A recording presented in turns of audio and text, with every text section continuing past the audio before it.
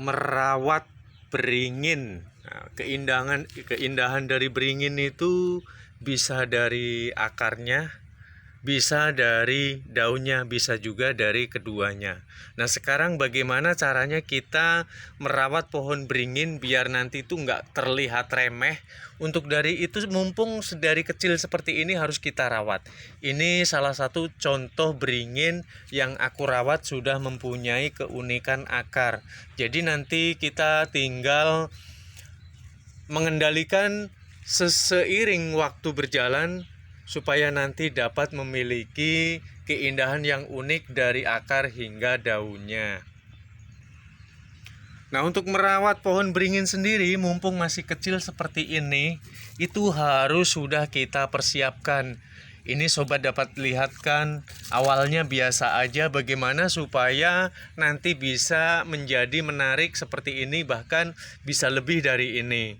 Yuk langsung aja kita persiapkan medianya.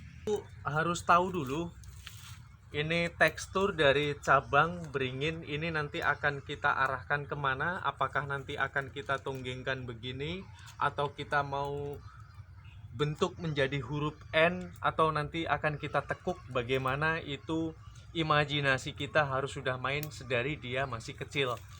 Percuma juga kan kita menyirami tanaman kita kalau nanti besarnya itu terlihat biasa-biasa aja, kan kayaknya remeh banget kan, nggak sedap dilihat mata gitu. Nah, kalau ini tuh aku mau bentuk, yang penting ini tuh dia bisa tumbuh akar di sekeliling batangnya ini. Jadi aku adakan nih di sini sistemnya, aku cara dengan pruning. Aku melakukan nanti sebuah pemendaman. Kalau kita nggak main akal, nanti bonsai kita nggak akan terlihat unik. Nah, di sini aku mau seperti ini kan. Supaya apa? Nanti ketika kita lakukan pemendaman, kita lakukan penimbunan di sekitar batangnya ini tuh tumbuh akar, baru nanti top. Langsung aja kita masukkan ke media. Kita miringkan terlebih dahulu. Dan ini yang sudah aku siapkan, ada kompos yang sudah jadi.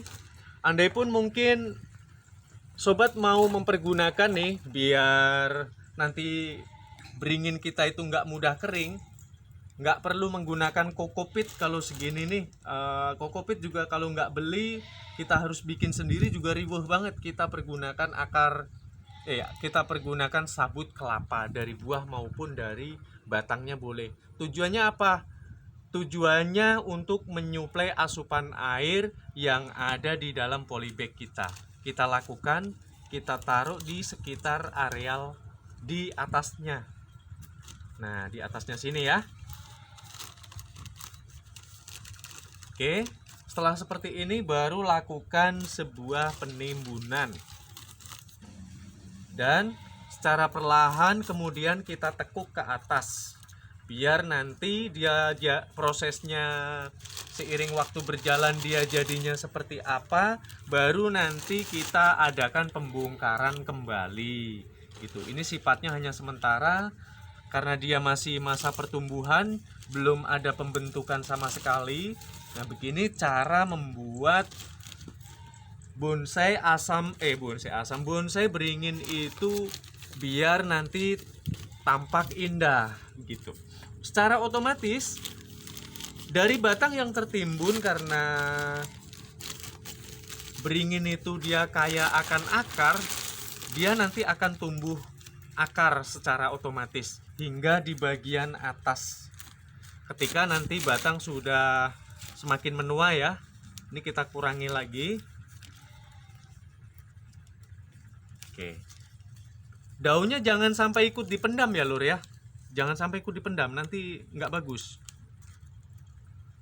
Nah, seperti ini.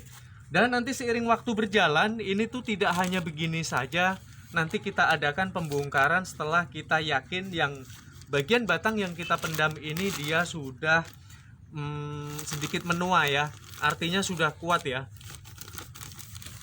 Jadi kita lakukan pembongkaran tuh sudah kuat, otomatis kan di dalam di sini nekuk dia. Apalagi kalau dia sudah agak panjang batangnya, bisa kita lilit-lilit menggunakan kawat, kita bentuk terus kemudian kita pendam di dalam. Wow, itu top sekali malahan. Ini tuh aku pakai cara simple aja, aku nggak pakai kawat karena ini apa, batangnya masih pendek, aku masih belum bisa ngolah, nanti tunggu berikutnya. Nah, dengan seperti ini otomatis dia akan tumbuh dengan sangat baik. Karena apa? Untuk nutrisinya sendiri ini sudah dipenuhi dengan organik yang memang sudah aku buat sebelumnya. Terus kemudian untuk tanahnya nggak akan mudah kering. Lakukan penyiraman dalam setiap hari 1 kali, karena di dalam sudah ada sabut kelapa guys. Jadi kalian nggak usah khawatir. Nah, aku tuh sekalian mau ngejelasin.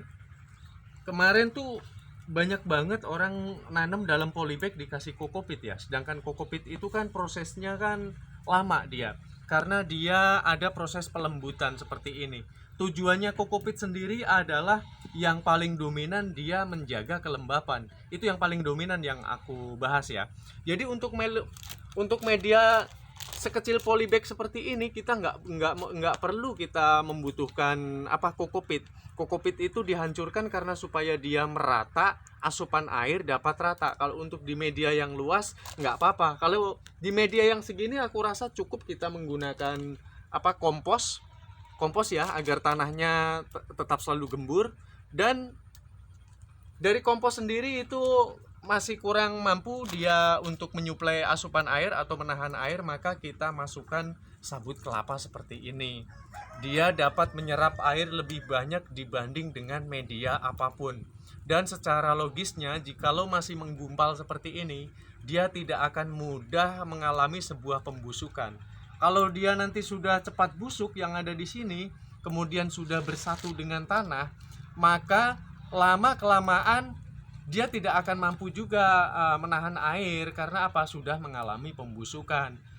Jadi berbeda dengan yang masih utuh seperti ini, karena aku sudah mempraktekkan. Jadi sabut kelapa aku pendam, terus yang aku hancurkan ada, yang masih utuh seperti ini ada. Ternyata lebih kuat yang masih utuh seperti ini guys.